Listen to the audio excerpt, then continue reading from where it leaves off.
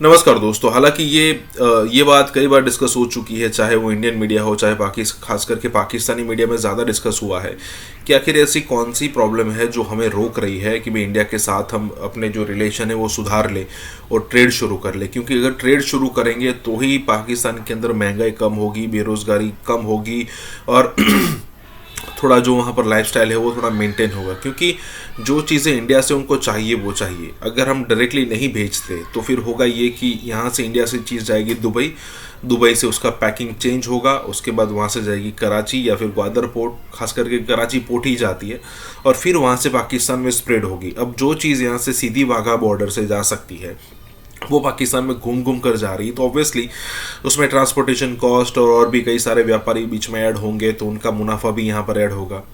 तो कहने का मतलब ये है कि खुद अपने पैरों पर कुल्हाड़ी मार रहे हैं। हालांकि यहाँ पर इमरान खान एक स्टैंडर्ड सेट करके गया था कि भाई नहीं, इंडिया के साथ ट्रेड नहीं तो नहीं, और इसीलिए यहाँ पर दिक्कत हो रही है। इसी के साथ ये वीडियो शुरू करते हैं। आप भारत के साथ ट्रेड क्यों नहीं करते? इसमें आपका फायदा है, उनका फायदा नहीं है। और क्या चीज रोक रही है आप? मेरे समझ में, मैं कहता हूं इश्यूज अपनी जगह पे। मैं ये नहीं कह रहा कि आप उनके साथ इश्यूज ना डील करें, इश्यूज अपनी जगह पे। ट्रेड शुरू करने में आपको क्या प्रॉब्लम है? ईरान से तेल लेने को, गैस लेने को क्या चीज रोक रही है? मुल्क के मफाद में फैसला करना आप क्यों नहीं ये हो रही चीजें सारी? Why don't you try to do something? कोई इनके हल क्यों नहीं निकाले जाते इन चीजों?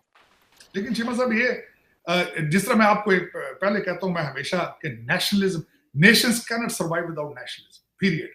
इसके बगैर जब तक कौमियत का कॉन्सेप्ट आप नहीं देंगे, जब तक लोगों को ये बताएंगे नहीं, जब तक कि हम क्या है, either we are secular state और either we are Islamic state. ये बच्चों को सही क्लैरिफाई करके बताएं, बिल्कुल दूध और पानी की तरह सामने करके रखें, और लाइनें अपनी ड्रा करें द फ्यूचर में कहां हम जाना चाहते हैं।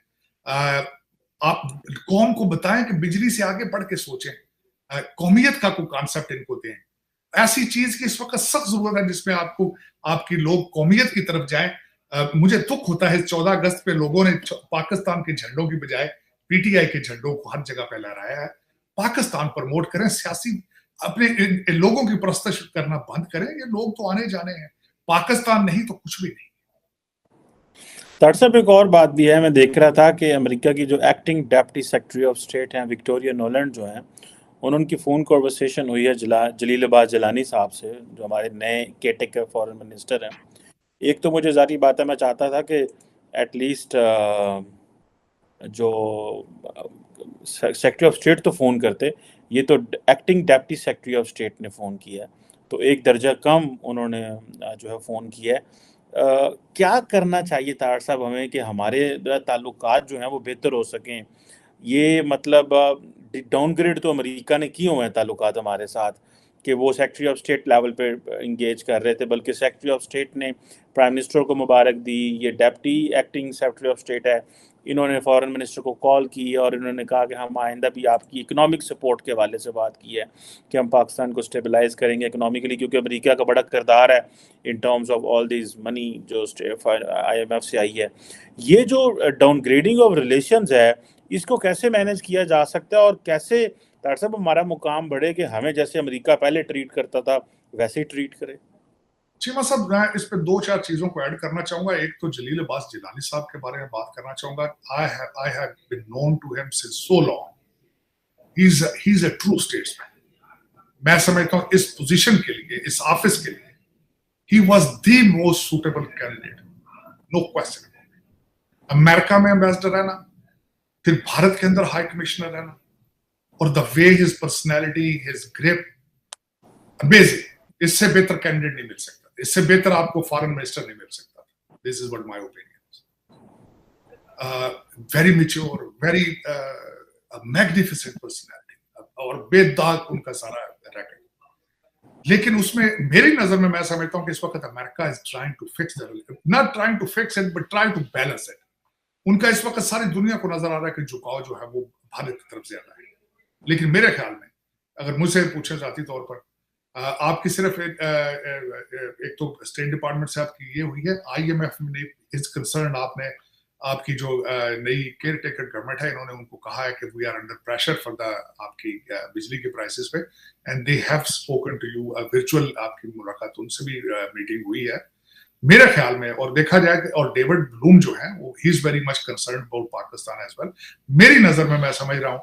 और जो MBS है उनका भी पाकिस्तान में आना, और ग्वादर इज जो पोर्ट है उसकी भी जो फिनिशिंग है वो करीब है आगे। तो इस वक्त मेरे ख्याल में पाकिस्तान, अमेरिका का जो है वो, आप कह रहे हैं डाउनग्रेड है, मैं समझ रहा हूँ कि there is an effort being put in from American side to balance the relationship. कुछ उसके बारे में जिस तरह पहले बात कर रहे थे कि बाइडेन साहब जा रहे हैं G20+ की मीटिंग में, अल्टीमेटली पाकिस्तान में भी अगर कोई इलेक्टेड गवर्नमेंट होती तो शायद वो कोशिश करते कि यहाँ भी कुछ घंटे रुकते वो, लेकिन मेरे ख्याल में और दूसरा इस वक्त मैं नहीं समझता कि उनका पाकिस्तान ना रुकने से, क्योंकि यहाँ पे ये भी मैं बताना चाहूंगा कि जो बाइडेन साहब को भी आधे अमेरिका की सपोर्ट हासिल है, पूरे अमेरिका की सपोर्ट उनको भी हासिल नहीं है, इंटरनल कई इश्यूज उनके चल रहे हैं।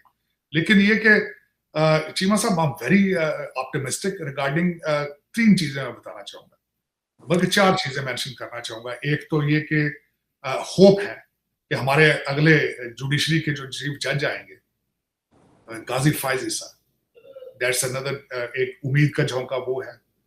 एक आपकी उम्मीद, आप मैंने जिलानी साहब की बात की है कि इज वेरी हाईली क्वालिफाइड।